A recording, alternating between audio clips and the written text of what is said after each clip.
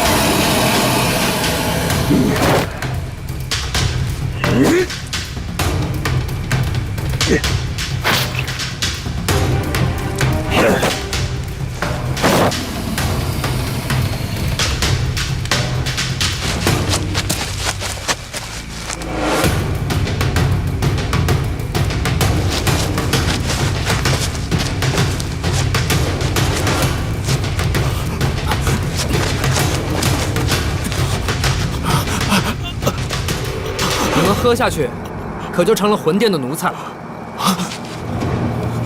你们想清楚了吗？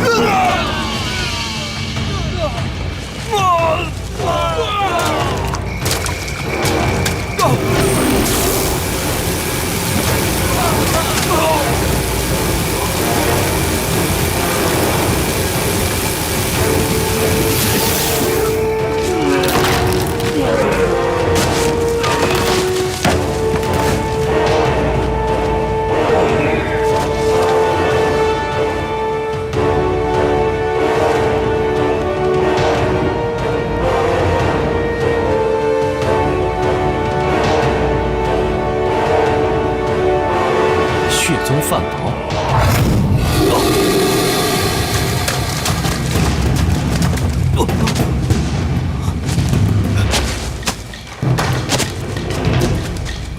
没事吧？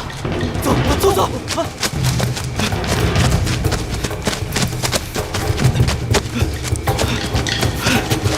少爷啊，你这什么动静？怎么了？就这么一推，能生火？我这个有时候灵，有时候不灵，你别问了。走。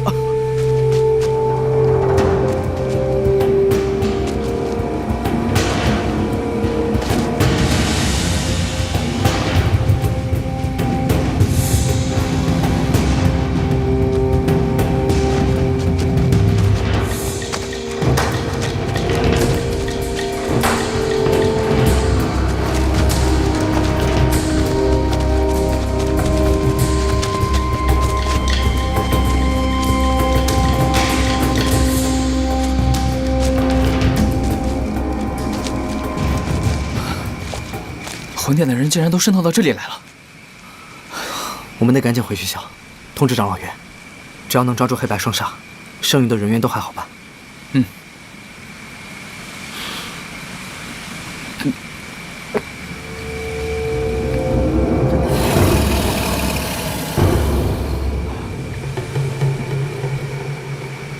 怎么了？不舒服？少爷。我告诉你件事，你可不要怕。我有什么好怕的？那条蛇死在你头上！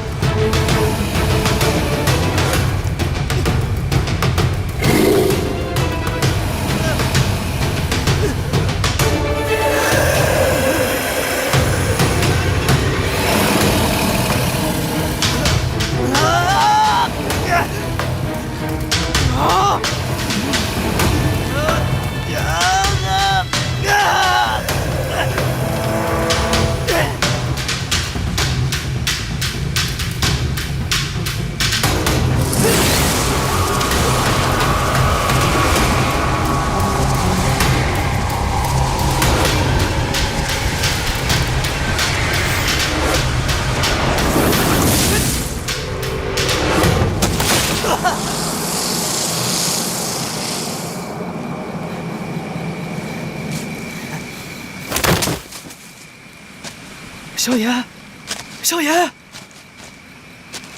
萧炎，萧炎，萧炎，萧炎。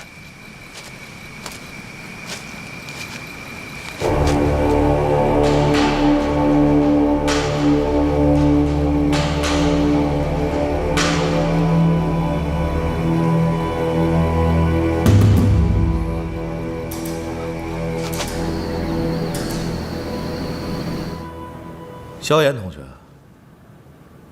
现在几位长老都在，我再问你最后一遍，你确定你昨天晚上不是在做噩梦吗？我确定，一切呢，都是我亲眼所见。亲眼所见，萧炎，这可是非常严重的指控。叶迅同学和雷雄同学之前抓到你做贼。这件事情我们还没有调查清楚，你可不要编造这个事件来进行打击报复。我的每一言每一语都是真的。萧炎，那你告诉我，离鸠崖在什么地方？没找到。你们还有什么怀疑的吗？实在有太多的疑点，大家可以想一想，魂殿的人有没有到斗气大陆上来？这都非常值得怀疑，更别说渗透到咱们学院了。萧炎，我问你，你口口声声说你看见魂殿的人了，那我想问，魂殿的人长什么样啊？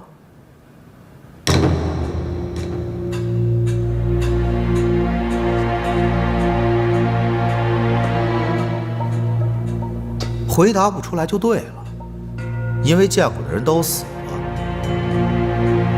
你现在说，你不仅见过他们，而且还从他手上逃出来，那你本事确实比我们大家都大。反正我是不信。我也不信。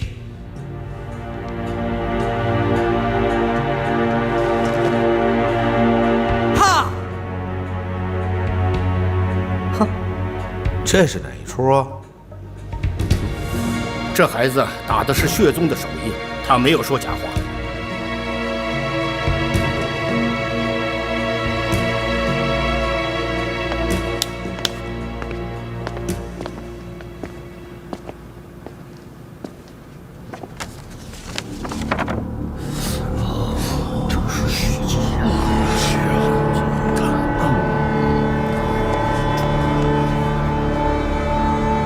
相信在座的都知道。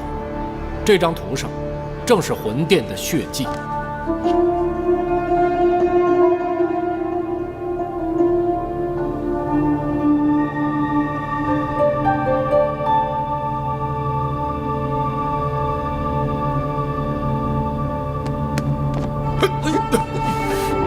哎，你说这萧炎，他会不会？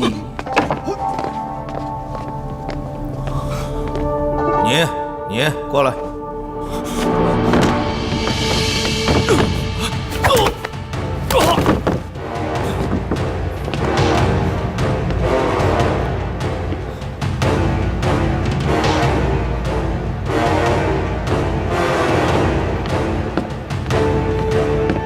你抬着雷球，跟我走。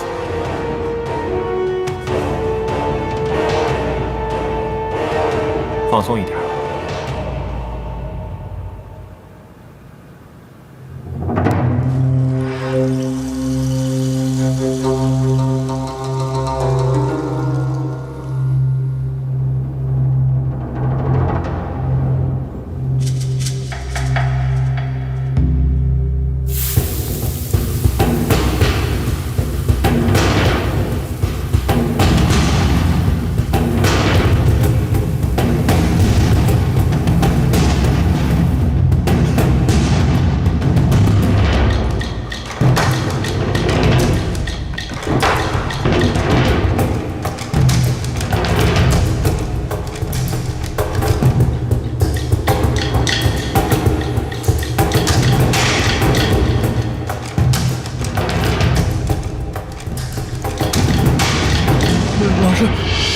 我知道错了，你饶了我们吧。我知道错了，老师。就一下，老师饶了我吧。你不要害怕。老师，没事的，没事的，很快就好。老师，救救我们吧！老师，救救我们啊！没有什么好怀疑的，他们的血里面都渗透了魂殿的邪术。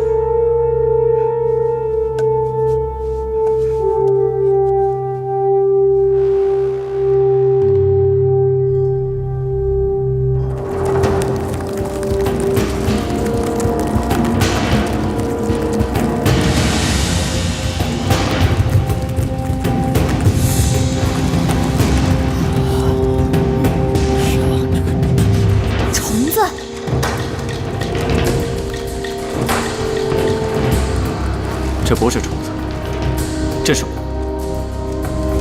进入人体后3日可入脑，人就会变成行尸走肉。母虫的根源在魂灭生的身上，到时候它就可以予取予夺，宿主就会变得生死不能自己。魂殿真的是阴毒啊！如何将这虫子驱出来呢？没有办法逼出来。斗气越高，虫子感应力就越好。除非自废斗气成为废人，虫子没有感应力，也许还能苟活一生。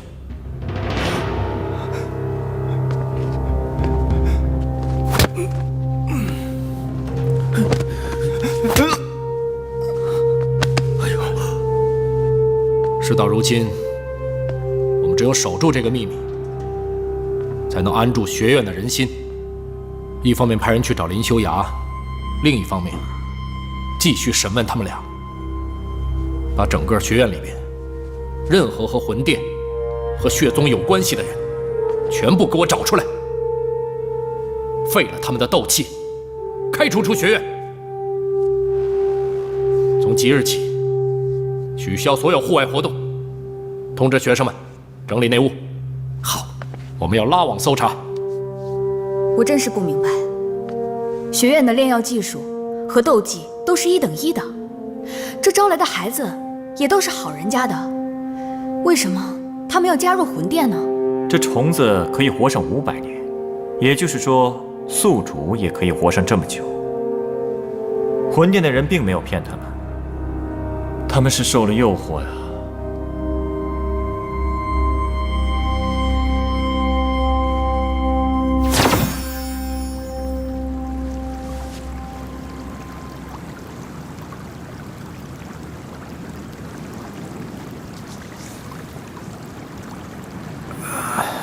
行了，以我骨灵冷火拖着你，你没那么容易死。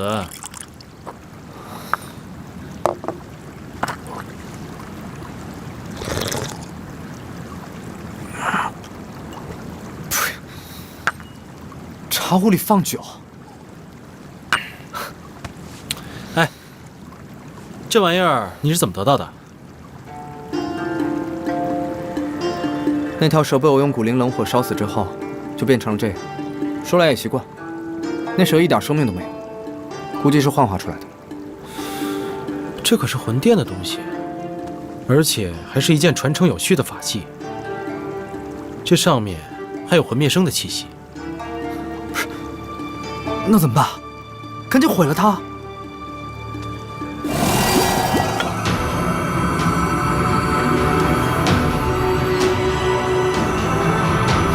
算了吧，离开了血宗，我看他也发挥不了原来的邪性。干嘛？我今天才知道，原来你是古文新的孩子。当年要不是因为你娘叛变，我爹娘怎么可能会死在极北之地？你怎么还有脸活着？我娘她不是叛徒，我凭什么相信你？你要是不信，你就下刀子吧。你以为我不敢？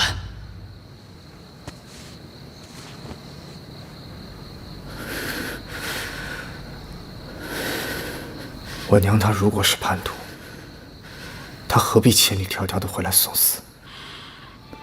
我现在还活着，就是要替他报仇。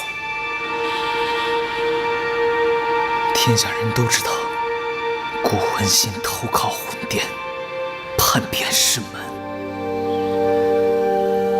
这句话是我最后一次听你说，下次你再说。你要是不杀死我，我就杀死你。你说的都是真的。睡觉吧，真有精神。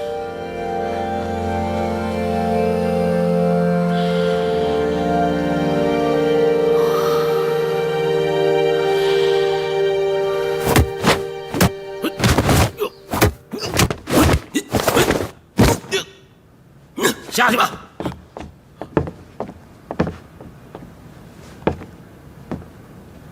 小野，来。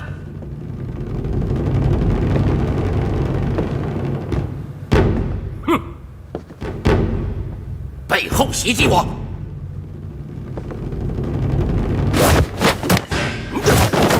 呵，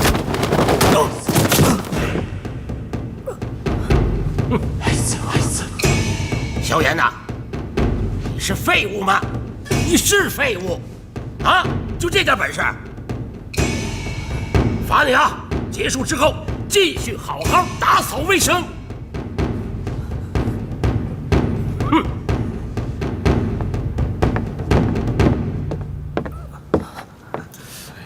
小严，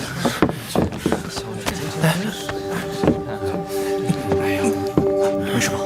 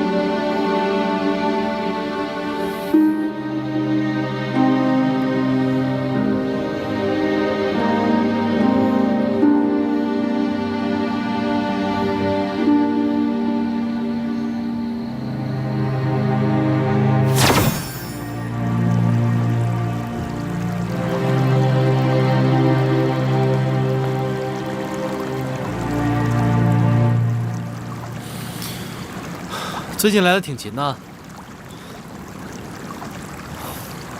那个葛叶，每次都是暗劲，打得我浑身都疼，睡觉的时候连床板都不敢沾。要不是我斗气护身，说不定现在就已经被打废了。葛叶是纳兰家的人，纳兰杰看你不顺眼，葛叶当然要拼命巴结了。纳兰家，等我有一天练成了，练成又怎么样？去打不如你的呀。也不是。记住，要感谢那些伤害、欺负你的人。如果不是他们，你哪能那么精进？过来吧，教你些新的。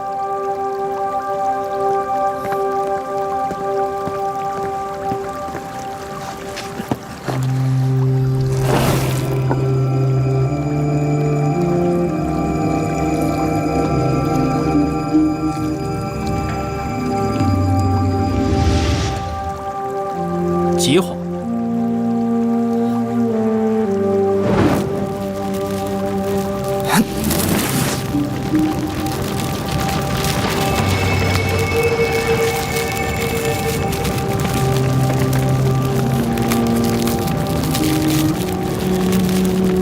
取药。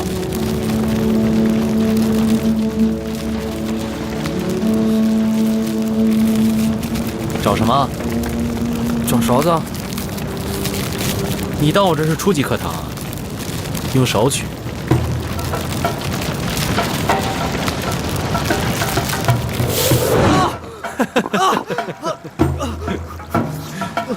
你真是笨出水平了。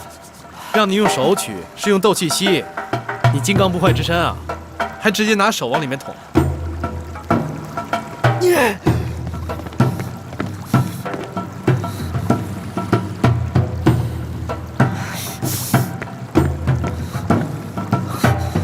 怎么用斗气吸出来？走啊，还回来干嘛？我又不会萧炎哥哥长，萧炎哥哥短的巴结你，回去当你的大少爷，去啊！嘴痛快了，嘴说痛快了就赶紧叫，我手都成酱猪蹄了，你好意思？那好了，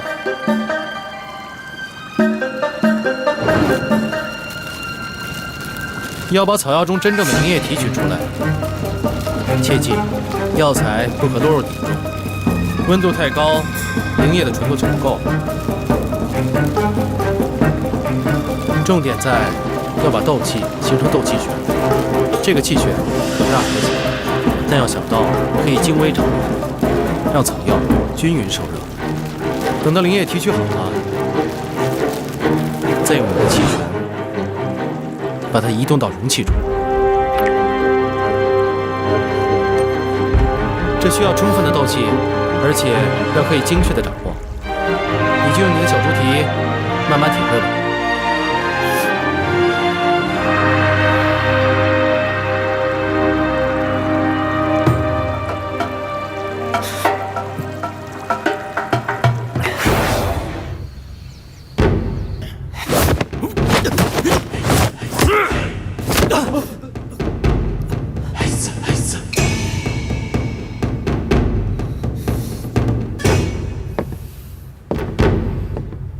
不错，有长进。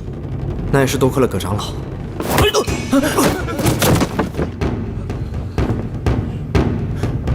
你不是能挡吗？啊？还是活干得少？今天继续罚你干活。萧炎哥哥，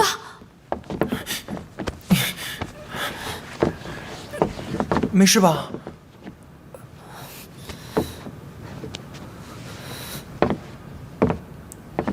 哎，你说你得罪谁不行，你得罪葛叶长老，这也太不长眼了吧？啊？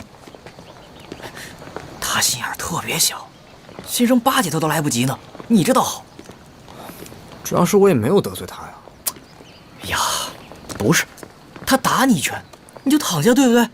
哎，你还给扛住了，就嫌你能是吧？听哥哥一句，这逞能的事儿咱千万别干，淹死会水的，打死顶嘴的，你非跟他较这个劲干嘛呀？你要想练功，自己租个训练场，怎么练没人管得了你，是不是？是，你说的对。哎，就这儿啊，这小楼每一间都打扫干净啊，这是老师自己练功的地儿。这个点儿，他们吃饭去了，你就踏踏实实做吧啊，快去吧。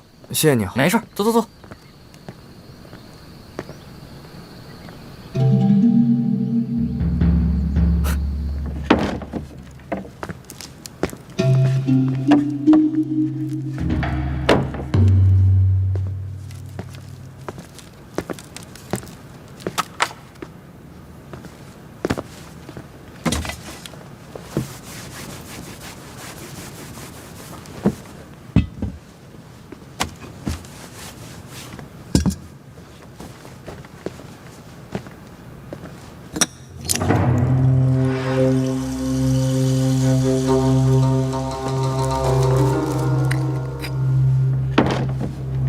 哟，小子，敢到这儿来偷东西？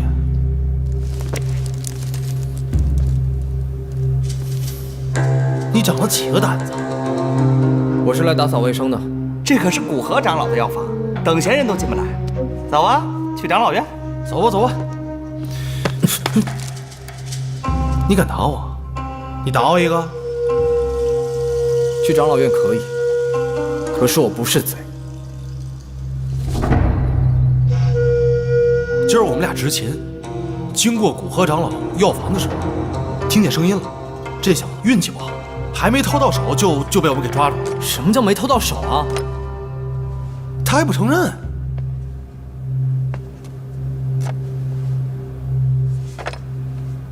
明明就是葛叶长老通知白城，叫白城通知我去打扫药房的。我还在擦架子呢，突然发现地上有已经打碎的丹药，我正纳闷儿，你们两个就突然冲进来说我是贼，搞错了吧你们？本来就是。我什么时候让你去打扫过药房啊？啊，我是让你去打扫训练场。再说了，你打扫训练场也不是一回两回了，你还不知道，每次不都是我亲自告诉你的？我有必要让那白城叫你吗？莫名其妙。叫白城来，白城呢？刚才已经派人去找他了，现在在门口候着呢。白城，进来。谷长老好，藤山长老好，若林导师好，葛长老好。好什么好？别说那么多废话了，告诉他们，我让你白城通知过萧炎去打扫药房吗？没有啊。你说什么？确实没有啊。萧师弟说了，他想见识一下学校，我就带他随便转一转。我还特别跟他说了，别的地方你都可以去，这谷长老的药房是学校里的禁地啊。莫说是我们这些学生，就算是长老们要进，也得先打个招呼呀。哎呀，师弟，你怎么能这么做呢？你再说一遍。那刚才我在路上就听说了啊，你在偷谷长老的药。师弟呀，咱们斗技学的好坏是一回事儿，做人最重要啊。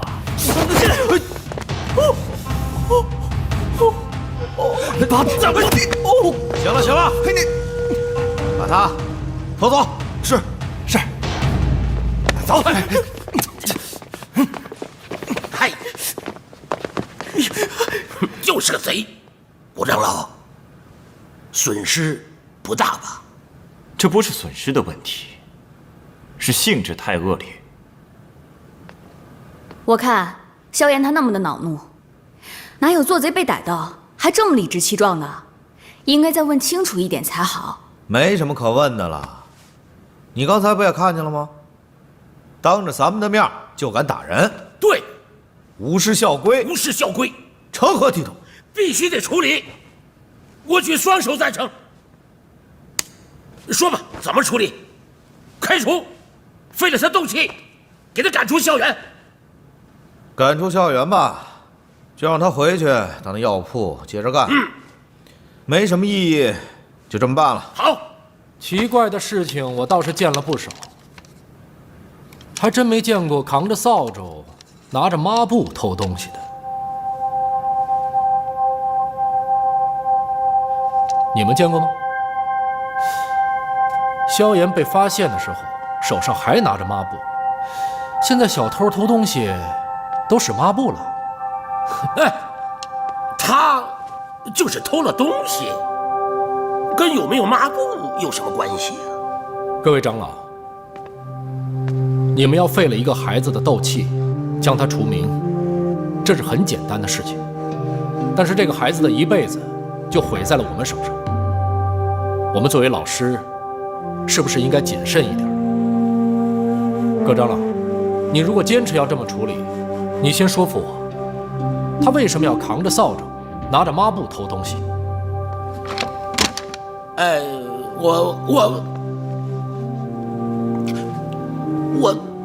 我哪知道啊？是啊，有人亲眼看见他偷了，他也不跑，反而跑去跟他们吵架。天底下哪有这么大胆的小偷？他打人，你总看见了吧？对呀，这怎么办？这怎么办？按照校规，罚他关禁闭，没有问题吧？那就这么办吧。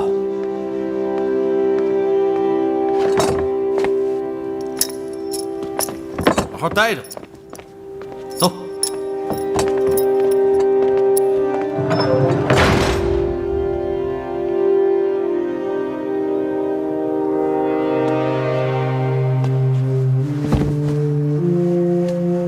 怎么办？气死我了！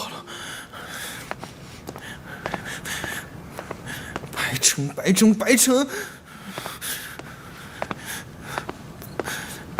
怎么办？哎，怎么回事啊？你回来了？怎么萧炎被关禁闭了？还不是白城那混蛋勾结黑白双煞，污蔑萧炎，说他偷了古河长老的东西。黑白双煞是黑白混蛋。对，那薰儿知道了吗？薰儿刚刚哭了，现在给校园送饭去了。喂，走开！干嘛？你干嘛？你干嘛？告诉你啊，你又不是不知道，学校禁止私斗。要是你也进去了，那我们怎么办？我说你个胆小鬼，你躲开！你回来！咱们不是不帮，只是得讲方法，对不对？那黑白双煞人多势众，我们就这么冲进去，不是找死吗？那你说，那怎么办？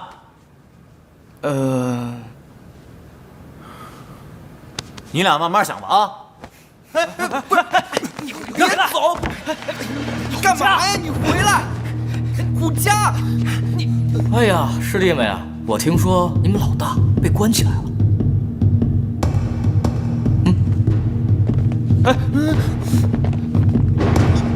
你要干嘛？我要干嘛？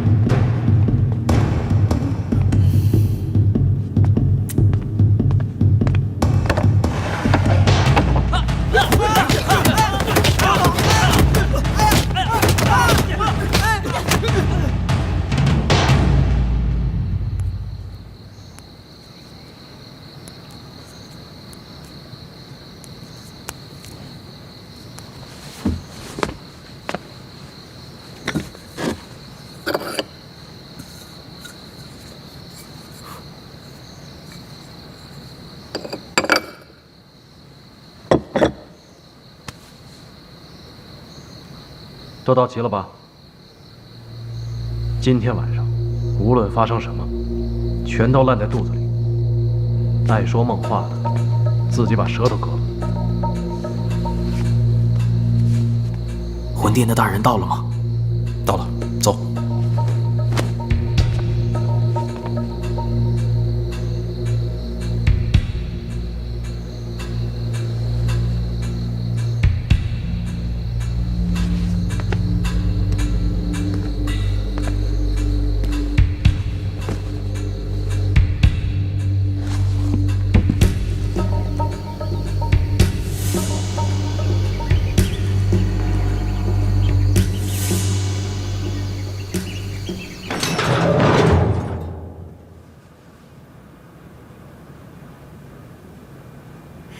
仙人哥哥，我们来接你了。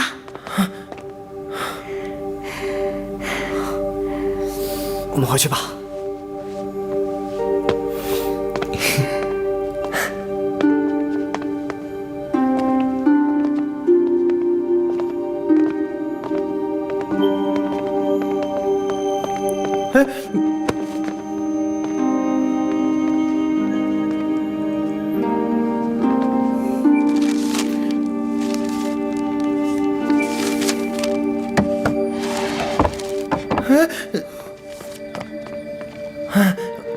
忘记收拾了，我跟虎家现在收拾。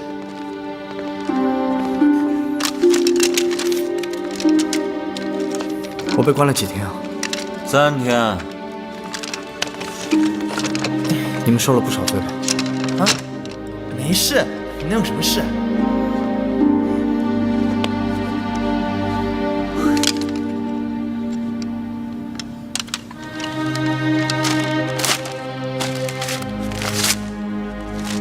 你们收拾吧，我睡了。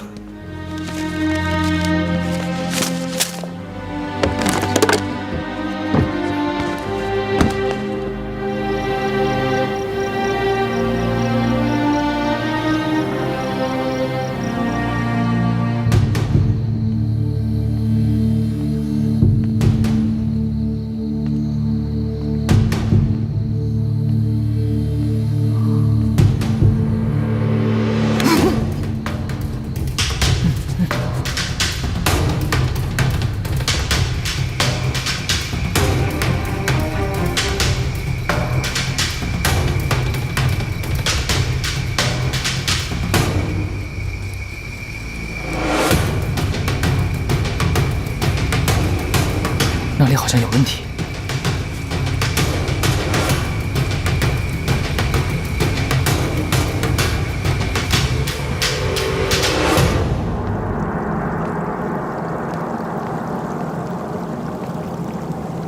是魂殿的人吗？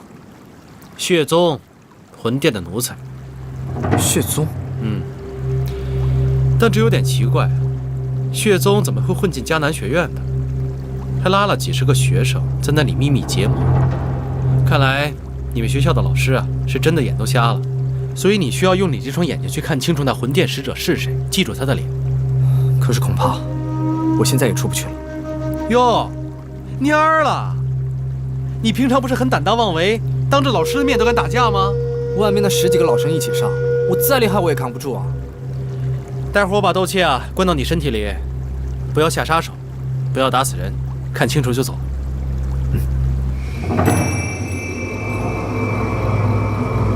我去看看。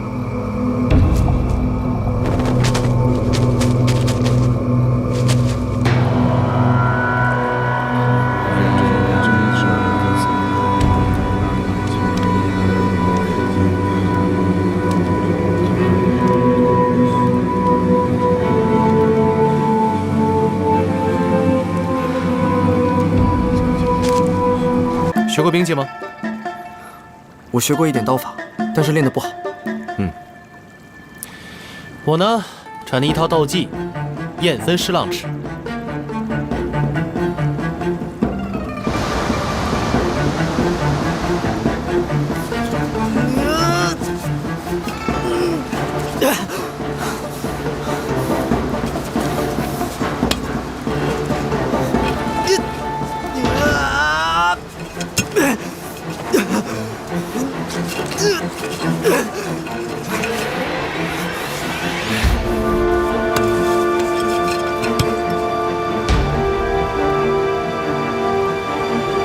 举这个东西是要用力气的嘛？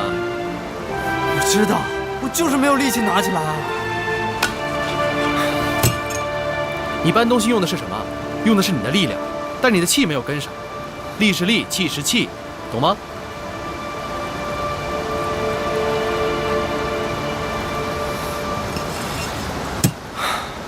这样吧，你把自己想象成是庙里的佛像、天王，他们在那边一动不动，可这个裙带呢，就这么自然地飘起来。这个现象就叫做斗气盈满。等你可以真正掌握力气，你就可以举得动它了。看好了。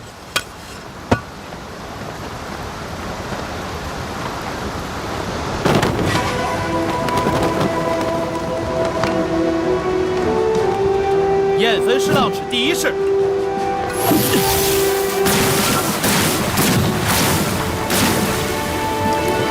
燕分狮浪尺第二式。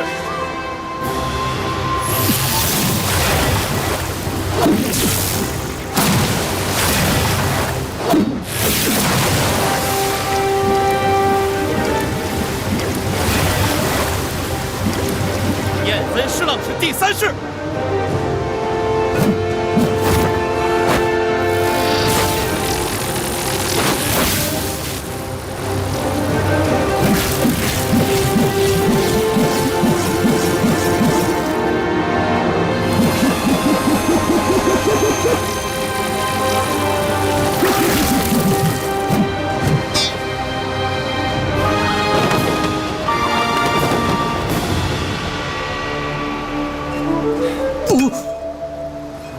这第三式啊最难练，你要以气御尺，让它在你面前不停地旋转攻击，你的双手才可以解放出来，这样它就是你最好的帮手。你先来第一式吧，练成之后你就可以出去了。练成那也不够啊，到时候打那个范老，肯定还是要靠药老您的斗气。干嘛老借别人的？不会自己练？我怕来不及啊，肯定还是您的斗气和异火好使。别忘了，纳戒里的时间比外面慢，你可以练成的。范老肯定也在找这东西，没找到之前他不会伤害你朋友的。你呢，把他扛在肩上，去跑个几圈，习惯一下他的重量。去吧。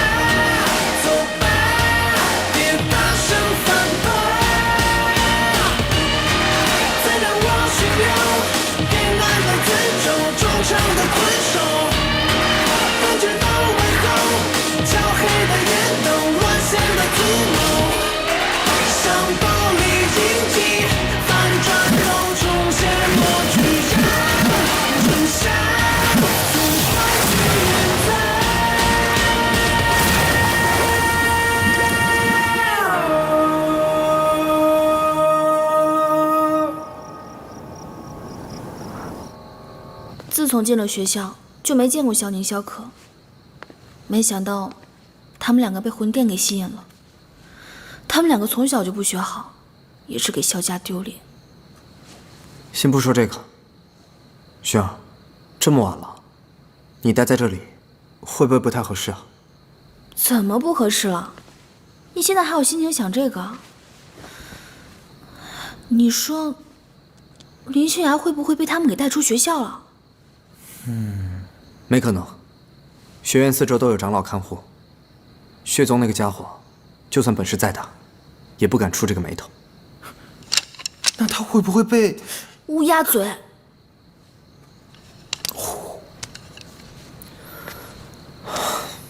这么冒险的事情，我就不应该交上林秀雅。她爹娘死在魂殿手里，如果她再有什么意外，我原谅不了自己。什么呀？我还不原谅你呢！你们出去都不带我。就是不带我，觉得我不行，看不起我，怕我拖你们后腿是吧？嘿，你这不是明知故问吗？你，哎，不是，我不是那个意思。哎呀，我也是怕你们不安全嘛。你关禁闭那天，老生来把我们痛揍了一顿，把我们在黑角域抢走的能量符都拿走了。林秀雅跟我说，怕你知道会冲动。没事，我会再去找他们的。你看，又不带我们，要是什么都自己逞英雄的话，就不用我们这帮兄弟了。这兄弟嘛，还是有用的。哎，都说了不是那个意思。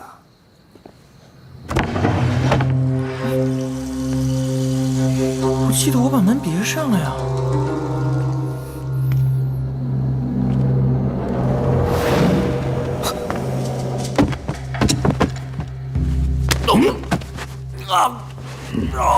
我的玄宗旨呢？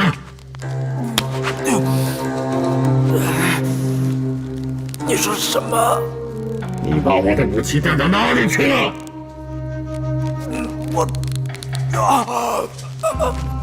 不在我这里。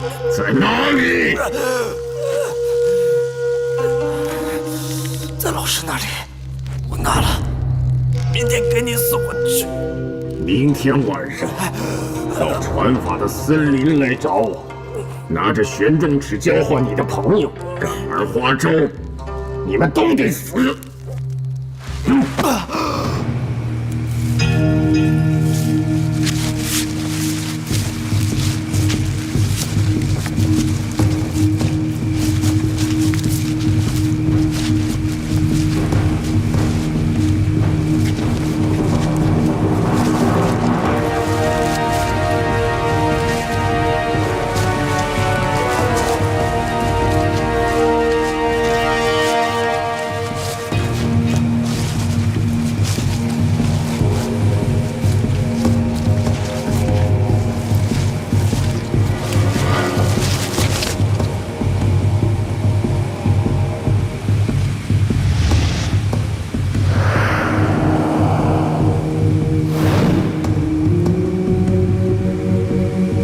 武器我给你带来了，把我朋友放了吧。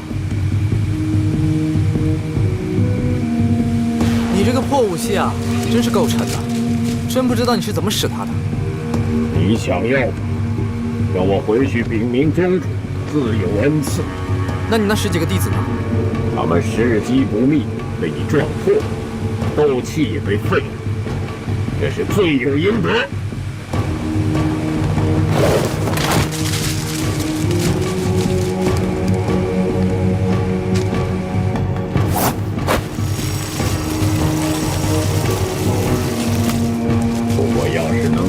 萧家子弟回去，倒是给宗主的一份好礼。我会去找他的，不用麻烦你。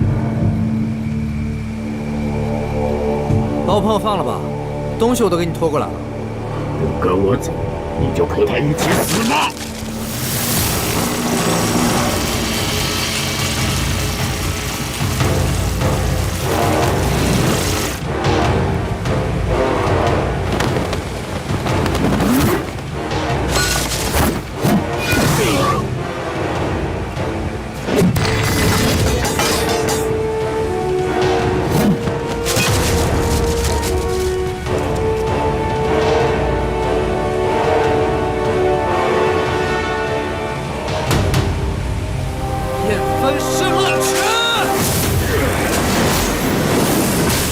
刚才那是第一式，现在看我第二式。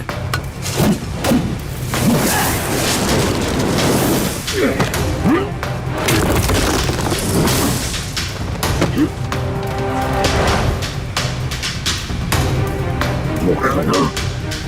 这不可能！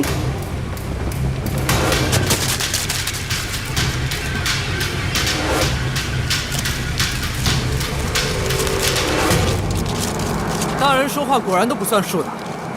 看我第三式！我还没准备好。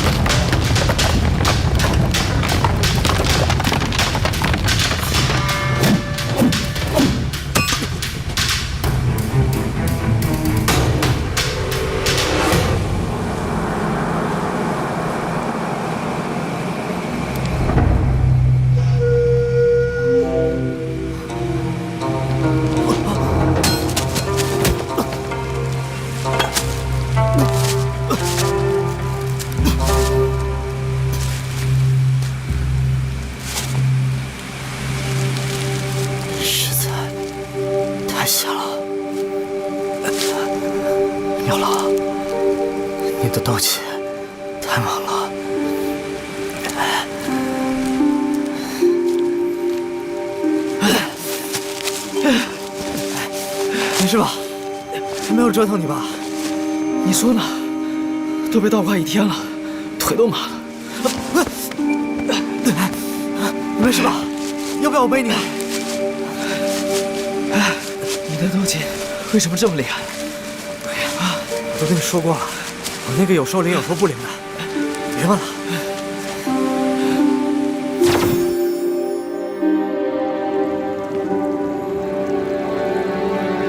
你才刚进城斗师，所以才承受不住经脉受损。真想早日变强。面对强敌，我再也不要这么被动了。别心急，小子，我先帮你疗伤，等你恢复了，马上修炼叶分尸浪尺第2式。安息坐下。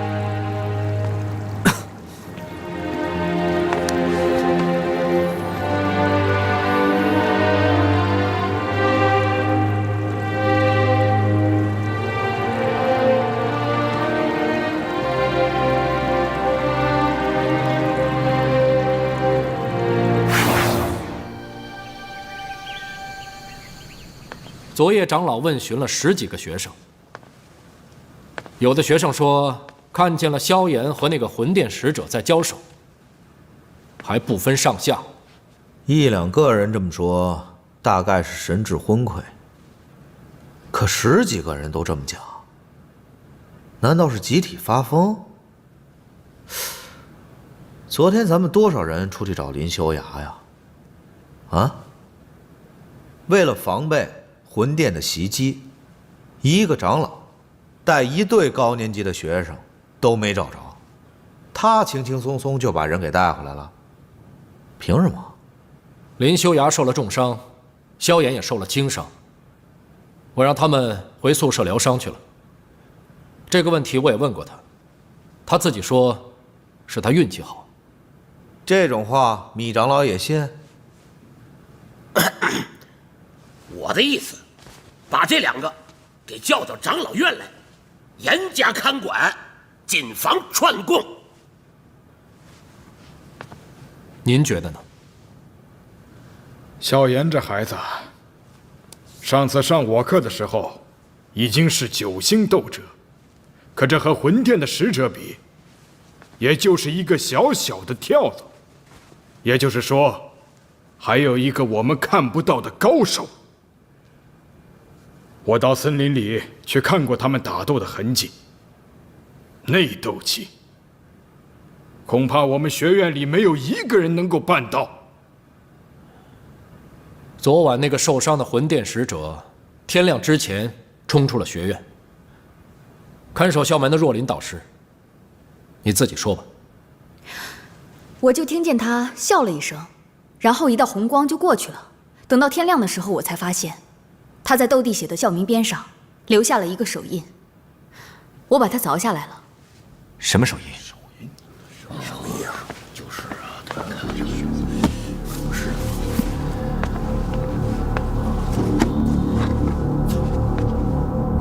啊，这一学院的事啊，这是看热闹，这是怎么想来的？对，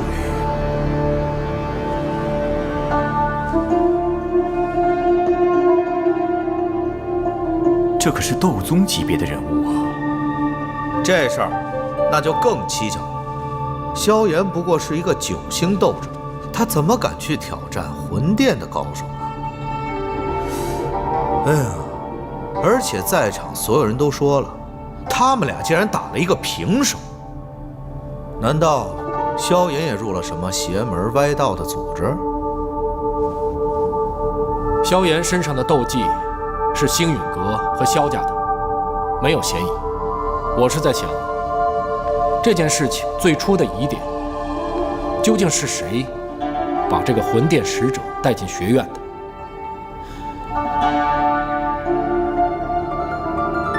除了雷雄供出来10几个学生以外，究竟还有谁？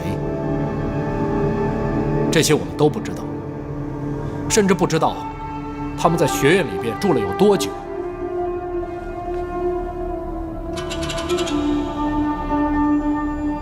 黑暗将至，天下从此多事了。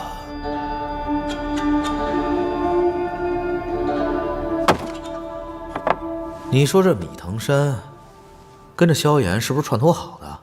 每次我一说要查萧炎，他是左一绕右一绕，哎，这事儿就不了了之了，怎么回事？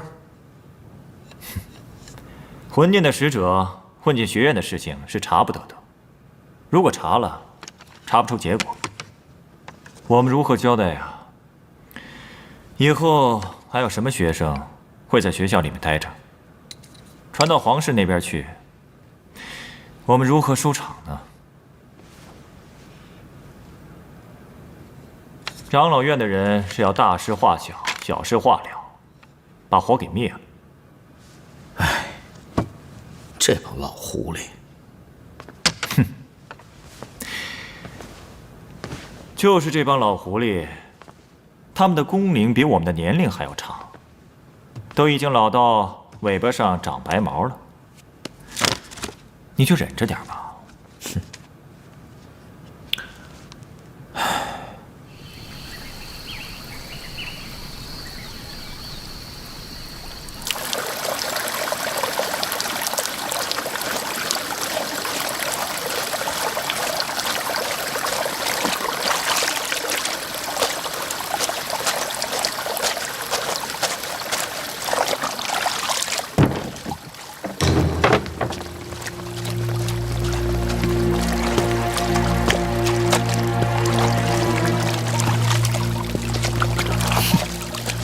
萧炎兄弟，洗衣服呢？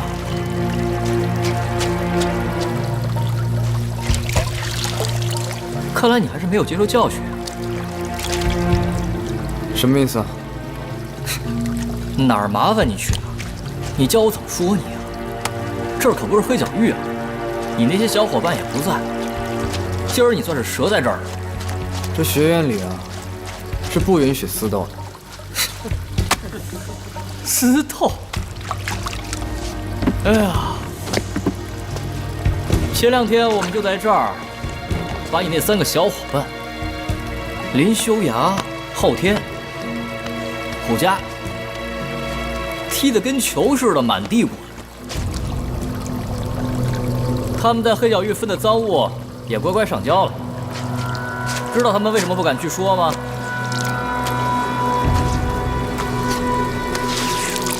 因为那样死得更快。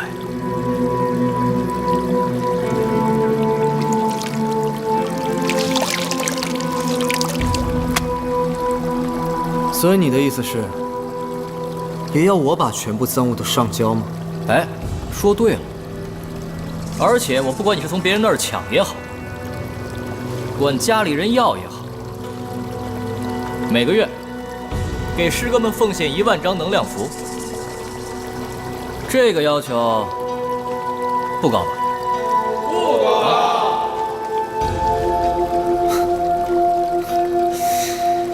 1万，我还真没有那么多。要不这样，你借我点。我看你还真是欠打了。来，今天不打服他，我们也别混了。好啊！哎，你们也来！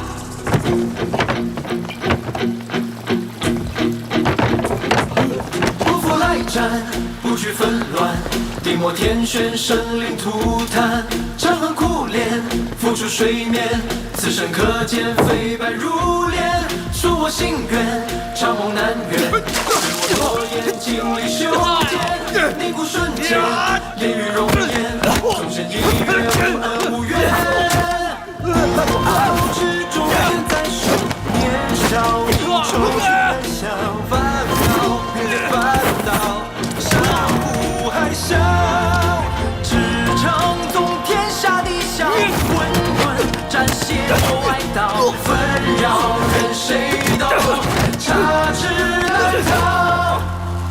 开始来战，我一举是你的踏上什么借口？我然在杀我是越来越多人知道你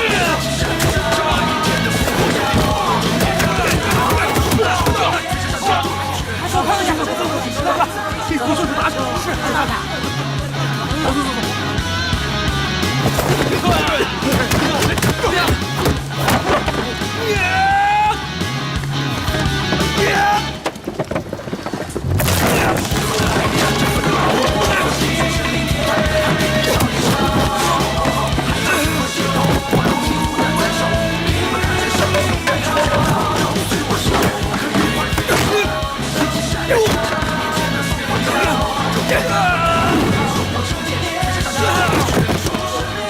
师哥，咱没那么熟，别行这么大的礼。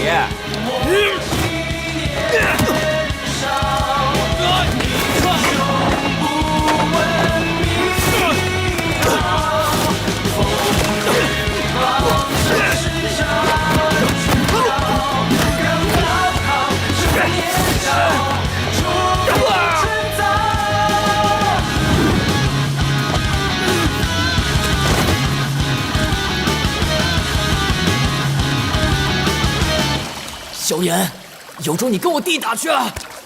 不是，或者你等我啊！你等我准备好，我服了，我服了！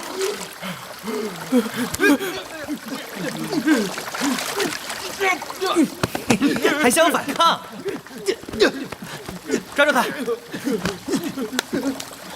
都给我听好了！今天打你们，是为了让你们记住，我们新生不是用来给你们老生欺负的。就是。你们要是想报复，可以。这屋子的人，你们只要动一个，我们就一块来找你们。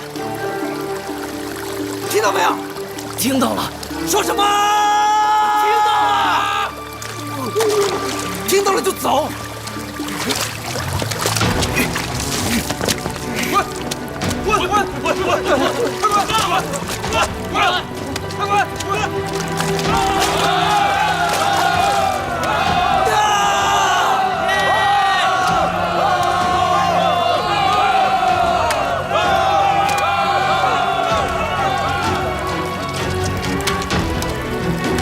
怎么样？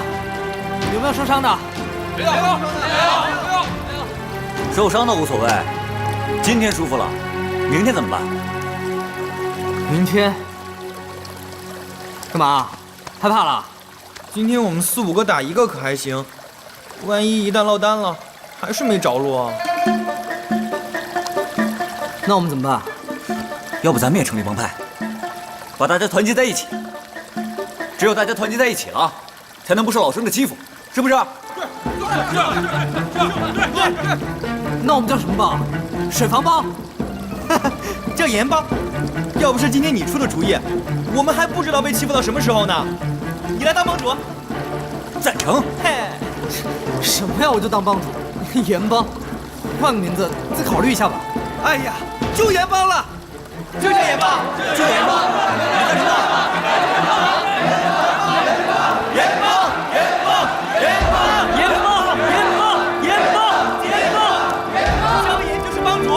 我们团结在一起，再也不要受欺负。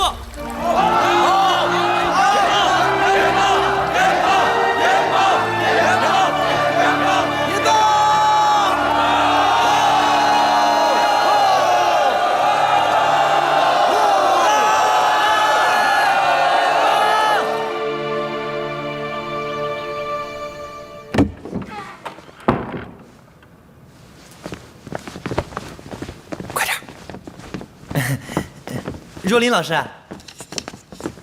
哎，你们今天怎么来的这么早啊？是这样的，我们成立了一个小组，想找你签个字。申请表我们都填好了，名字叫做像火焰一样温暖帮助同学小组，简称盐帮。对了，盐帮要开展的活动包括团结新生、联合老生、帮助落后的学生、追赶先进的学生。让大家在这个学院的大家庭中感受到温暖。帮主萧炎，也就是帮助同学们的主要代表；副帮主萧薰儿，骨干成员林修崖、顾家、昊天。我们承诺团结友爱，好好学习，绝不给老师添麻烦。您的名字签在这里。对。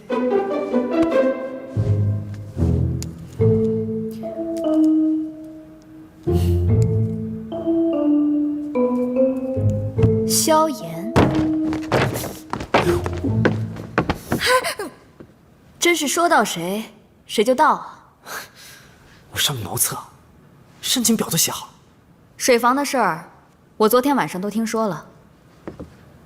那个叫白城的同学，在我的窗户底下哭了足足2个时辰，吵得我一整夜都没有睡好觉。若琳导师，事情呢是这样子的，白城他昨天想家了。他呀从小到大都是他爹娘帮他洗澡，他现在一个人出来上学，他不习惯，所以他每次到了水房，到了澡堂，他一看到水，他就难过，他就想哭。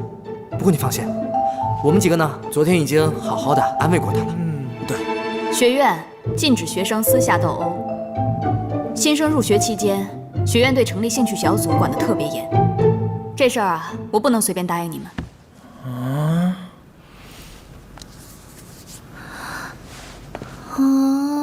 若琳导师，我知道你对我们最好了，那我们怎么办啊？刚才你们说成立的那个兴趣小组叫什么来着？啊，像火焰一样温暖帮助同学的小组。好啊，既然这么说了，那你们就要说到做到。对待白城呢，也要多关心多团结，他毕竟是你们的师兄嘛。大家要是有什么误会，说开了就好了，是不是？是，我们保证做到。保证。还有，你们的帮规上必须要有惩罚措施。有，早就准备好了，老师，早上让我来。老师，你看，严帮惩罚措施，看，若私底下斗殴者，负责人帮主萧炎；若破坏公共设施者，负责人帮主萧炎；若中饱私囊、私藏能量符者，还是萧炎。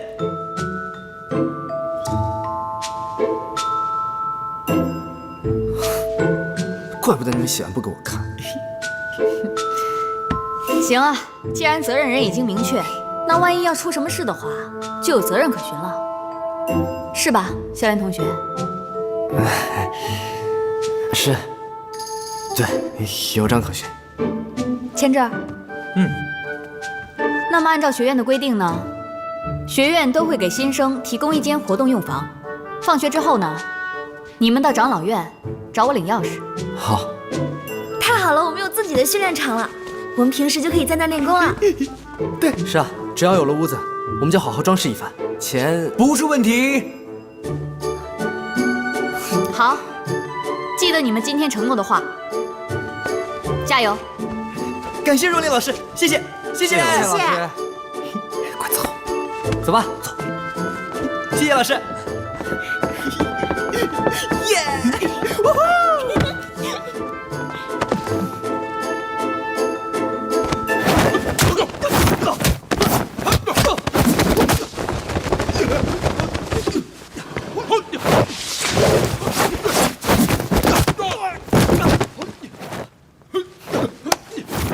哎，我说老二，又长进了，还行吧，反正没你那么丢人。我怎么丢人了？不是老二，说话能不能给你哥留点面子啊？黑角域被那帮小子算计了，不止我一个。再说，我在水房那儿被他们摁着打，你不管，丢的谁的人？哎，咱们家可就你这么一个高手啊，你就能看着哥哥我这么受欺负不伸手？哎，你好意思吗？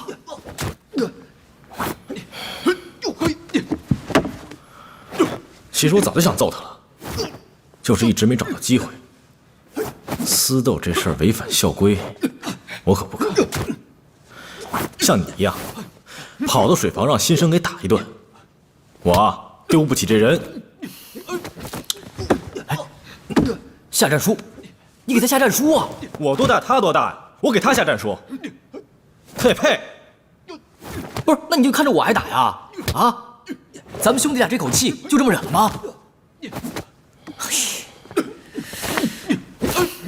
等我找到机会，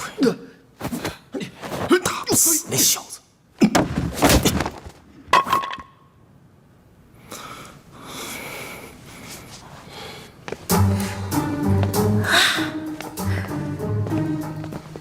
咦，你不是说凑钱不是问题吗？我当时不是一激动吗？傻样！哎，你说谁傻呢？你！哎呦，装修这个地方可得花不少能量符啊！我跟你们说，这里可以隔出好几个房间，然后呢，我们可以在这里修一个炼药室，那边呢累的人可以休息。那再放2个茶桌，我们可以喝茶。另外，我还要个很宽很宽的回廊。前面那片荒地，我们可以整理出来种花。不管怎么样，我都要这个修炼室。好，那我们就要这个修炼室了。只是这个能量符，我们再想办法好了。哎，不过说好了啊，我们岩帮千万不可以像老生一样去抢别人的。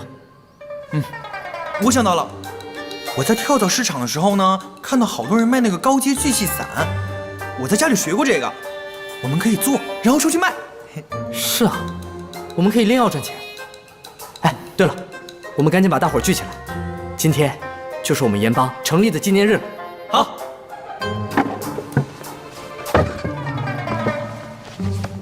哎，算了吧，我哪会？那哪行？你不讲谁讲？必须讲。不是，我不会。哎，你可以的。喂，岩帮萧炎不讲，谁讲？哎，大家注意了啊！有请肖帮主来给大家讲两句。讲两句。今天我们岩帮就正式成立了。那个大家都不会喝酒，我们就喝点水，意思一下。我们的宗旨就是，我们不欺负别人，别人也不准欺负我们。那个你们大家都推举我当帮主，好，那我就当。不过你们以后可得都听我的啊。干！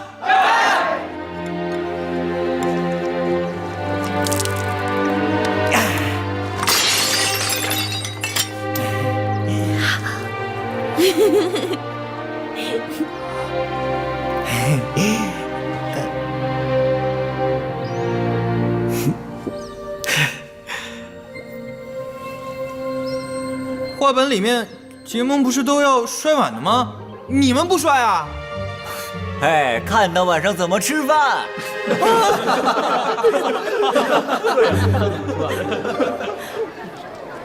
哎，我觉得我们可以找一间风水好一点的。哎，这家，这家怎么样？不行，不好，去前面看吧。好吧。哎，小动物这家怎么样？哎，这家看起来挺大的，去看一下吧，薰儿。可以啊。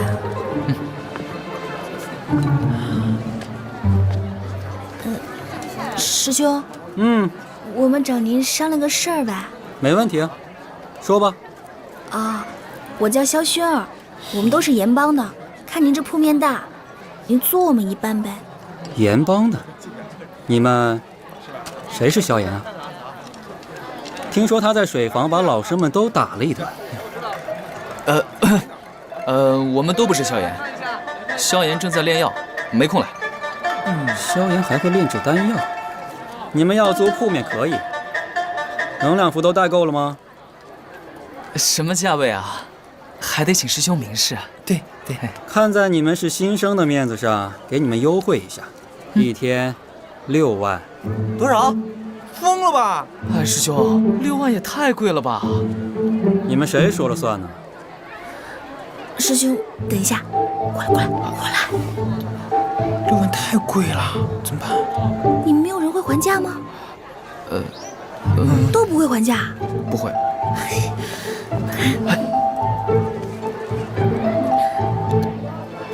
师兄，一天6万确实不少，要不我们先站一个脚，然后把定金先交上，你看这样行吗？可以啊，先交2万吧。1万呗。走，别妨碍我做生意。